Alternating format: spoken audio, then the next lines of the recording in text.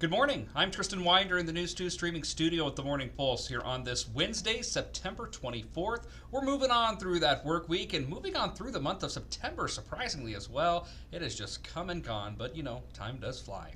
We begin with continuing coverage from last night's North Platte Planning Commission meeting as the City of North Platte Planning Commission tackled a longer than usual agenda at their monthly meeting Tuesday evening.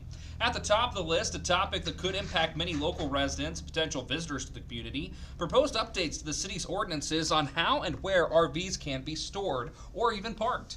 Planning commissioners engaged in thorough discussion, weighing the pros and proposed changes carefully. In the end, the board chose to table the matter, opting to delay any final decision until next month. Part of the reasoning was the desire to hear from the public.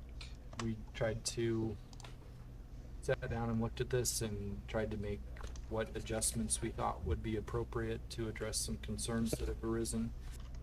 That is City Attorney Bill Tershinsky. Again, the City Planning Commission will address the potential updates to city ordinances relating to parking and storing of RVs at their monthly meeting next month. A public input opportunity will be available with a formal public hearing. And statewide news, in a move to advocate for policies affecting the state's corn growers, the Nebraska Corn Growers Association collected more than 700 signatures at this year's Husker Harvest Days to deliver to Nebraska's congressional offices. Issues at hand include things like nationwide year-round access to E15 fuel, trade agreements, and updates to the Farm Bill. While the Farm Bill is typically updated every 5 years, a new Farm Bill has not been passed since 2018. New rankings show the University of Nebraska at Kearney is holding on to a top spot in the Midwest region for the 18th consecutive year, as the U.S. News and World Report ranked UNK as one of the best public regional universities in the Midwest. UNK is at number 8 on the list, marking the 11th time it's been inside the top 10.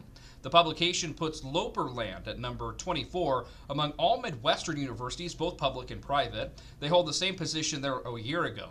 No school in Nebraska or the MIAA is ranked higher within that category. In national news today, the Federal Trade Commission's long-awaited trial against Amazon is getting underway this week. It accuses the e-commerce giant of tricking millions of consumers into signing up for its Prime membership programs, but making it hard for them to cancel their subscriptions. Jury selection began this week, and opening statements were set to start as well immediately following. The trial is expected to last at least a month. And lastly today, Disney is raising its prices on the majority of its streaming service plans in the U.S. That includes most of Disney Plus, Hulu, and ESPN select plans as well.